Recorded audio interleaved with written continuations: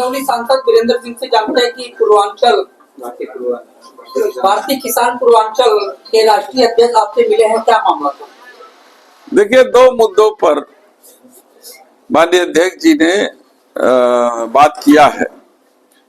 एक तो सिंचाई की समस्या को लेकर के उन्होंने ठोस बात किया है और हमको बताया है कि जो जमुनिया माइनर से नहरें निकाली गई हैं उसका ढलान गाजीपुर की तरफ होने के कारण वो असना माइनर में एकदम टेल इंड तक पानी नहीं पहुंच पाता है। उसको बनाने के लिए एक रेगुलेटर बना हुआ है। उस रेगुलेटर का संचालन गाजीपुर से होने के कारण चंदौली के किसानों को उसका लाभ नहीं मिल पाता है। मुझे भी यह बात में सच्चाई प्रतीत होती है, इसलिए आज मैंने जिलाधिकारी को पत्र लिखा है कि प्रमुख मुख्य अभियंता सिंचाई विभाग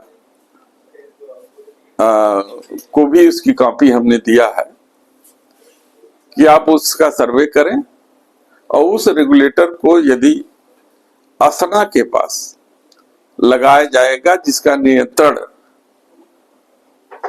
वाराणसी जनपद के सिंचाई विभाग के अधिकारियों के पास रहेगा, तो उस क्षेत्र के कंदवा तक और चिरई गांव तक के किसानों को पानी जो है समय पर उपलब्ध हो जाएगा।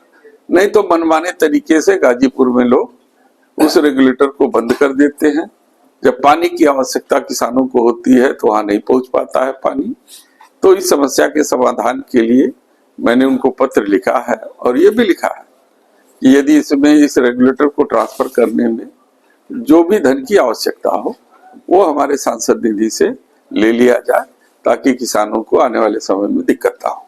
अध्यक्ष जी ने कहा काला धान का उपज चंदौली में ज्यादा होता है, लेकिन काला धान का दाम देने की बारी आती है तो लोग इधर उधर करते हैं, इस पर क्या कहना? देखिए, भारतीय जनता पार्टी हेडलाइन की सरकार है। वो केवल हेडलाइन बनाना चाहती है, बड़े लोगों की है। वो प्रगतिशील किसान के नाम पर जो 1500 एकड़ के किसान हैं उनके हित की बात करती है। वही दूसरी तरफ हम समाजवादी लोग हैं। हम गांव के छोटे किसान, छोटे व्यापारी, गांव की सड़कों और गांव में खुशहाली कैसे आए, हम इसकी बात करते हैं। तो इसलिए भारतीय जनता पार्टी जो भी कार्यक्रम लाती है केवल वो 2 दिन का कार्यक्रम होता है। 2 दिन अखबार के पन्नों में सुर्खियां बनी रहती हैं, उसके बाद वो उस विषय से उन लोगों का ध्यान हटा दिया जाता है। हमको मालूम है कि चंदौली एक ऐसा जनपद है कि काले धान की खेती करता है, लेकिन छोटे व्यापारी उसमें उनको लाभ नहीं मिल पाता है क्योंकि सरकार उस पर ध्यान नहीं देती है और उसकी खरीद नहीं करती है। इस विषय में हम शीघ्र ही सदन में सत्र के दौरान माननीय कृषि मंत्री जी से मिल करके बात करेंगे कि कुछ इस तरीके की का कार्यक्रम आगे बढ़ाएं, ठोस कार्यक्रम, ताकि उन किसानों को लाभ मिल सके। धन्यवाद। कि किसानों का हर साल कटौती जो है धानों में करी जाती है, इसकी कोई पारदर्शिता नहीं हो रही है। इस पर आप फोकस करिए, किस तरह से धान क्रय में केंद्रों पे पारदर्शिता है, धानों में कटौतियां होती हैं, किसान दलालों को बेचने के लिए मजबूर हो जाते हैं। इस विषय में आप बताएं। कल मैं चंदौली जनपद की मंडी में गया था।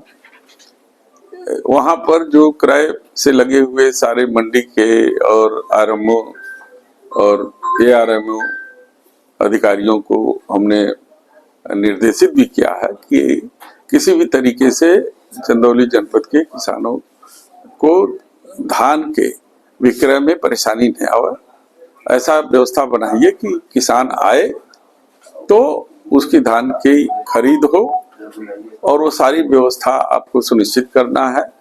उन लोगों ने 300 क्विंटल का मानक रखा था कि प्रतिदिन खरीदेंगे। हमने कहा नहीं, 600 क्विंटल अधिकतम जो मानक है, 2 कांटा लगातार चलाइए, बोरे की व्यवस्था ठीक रखिए, और जहां तक मॉइस्चर और डस्ट का सवाल है वो उनको जागृत करने के लिए अपने अधिकारियों को मशीन भेज करके वो जो रजिस्टर्ड किसान है उन किसानों तक उनके घर पर ही चेक कर लीजिए कि उनको कितना सुखवाना है और कितना उसमें से डस्ट निकालना है, ताकि वो आकर के मंडी के अंदर परेशान ना हो और वो अपना जो है उपज बेच करके और तत्काल उनको जो है कि लाभ मिल सके। ये हमने उनसे कहा है और यही निर्देश हमने कहा कि चकिया के मंडी में भी ये व्यवस्था लागू होनी चाहिए। और ये भी मैंने कहा कि आज मैं पहली बार व्यवस्था देखने के लिए आया हूँ और बीच बीच में मैं निरीक्षण करने के लिए भी आया हूँ। अगर कोई भी दोषी धान खरीद में किसी भी तरीके के किसानों के सामने समस्या खड़ी करेगा, उसके खिलाफ कठोरतम कार्रवाई सुनिश्चित की जाएगी।